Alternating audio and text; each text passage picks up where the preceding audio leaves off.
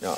Do you swear that the testimony you're about to give before this committee will be the truth, the whole truth, and nothing but the truth, so help you God? Thank you very much. Thank you, Chairman Grassley and Ranking Member Feinstein, members of the committee.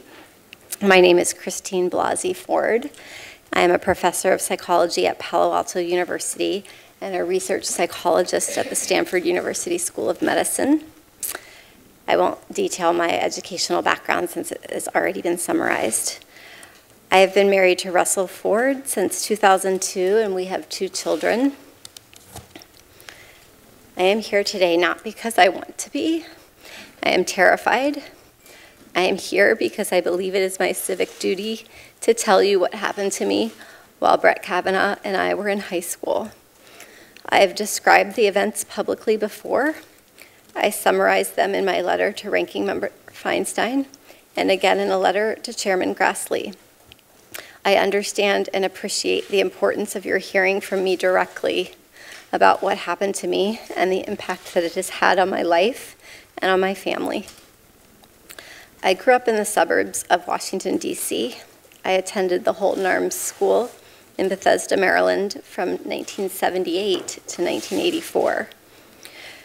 Holton Arms is an all-girls school that opened in 1901. During my time at the school, girls at Holton Arms frequently met and became friendly with boys from all-boys schools in the area, including the Landon School, Georgetown Prep, Gonzaga High School, as well as our country clubs and other places where kids and families socialized. This is how I met Brett Kavanaugh, the boy who sexually assaulted me. During my freshman and sophomore school years, when I was 14 and 15 years old, my group of friends intersected with Brett and his friends for a short period of time. I had been friendly with a classmate of Brett's for a short time during my freshman and sophomore year. And it was through that connection that I attended a number of parties that Brett also attended. We did not know each other well, but I knew him and he knew me. In the summer of 1982, like most summers, I spent most every day at the Columbia Country Club in Chevy Chase, Maryland, swimming and practicing diving. One evening that summer, after a day of diving at the club, I attended a small gathering at a house in the Bethesda area. There were 4 boys I remember specifically being at the house: Brett Kavanaugh, Mark Judge, a boy named PJ, and one other boy whose name I cannot recall. I also remember my friend Leland attending. I do not remember all of the details of how that gathering came together, but like many that summer, it was almost surely a spur-of-the-moment gathering. I truly wish I could be more helpful with more detailed answers to all of the questions that have and will be asked about how I got to the party and where it took place and so forth. I don't have all the answers, and I don't remember as much as I would like to.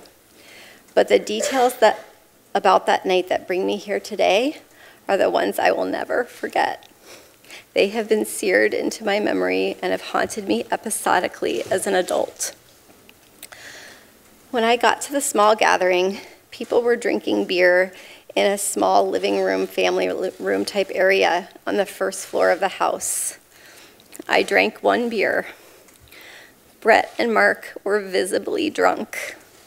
Early in the evening, I went up a very narrow set of stairs leading from the living room to a second floor to use the restroom. When I got to the top of the stairs, I was pushed from behind into a bedroom across from the bathroom. I couldn't see who pushed me. Brett and Mark came into the bedroom and locked the door behind them. There was music playing in the bedroom.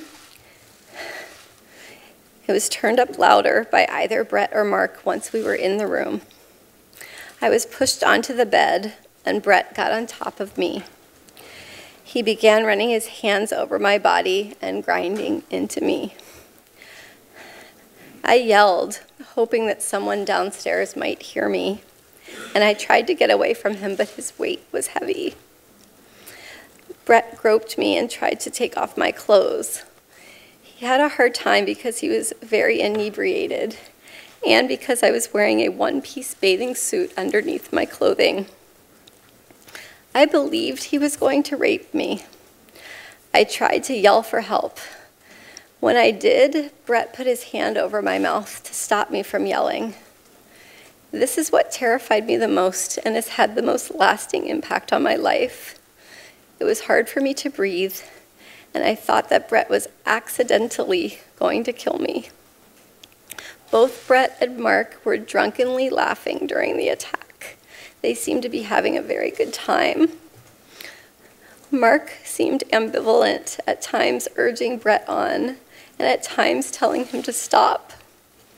A couple of times I made eye contact with Mark and thought he might try to help me, but he did not.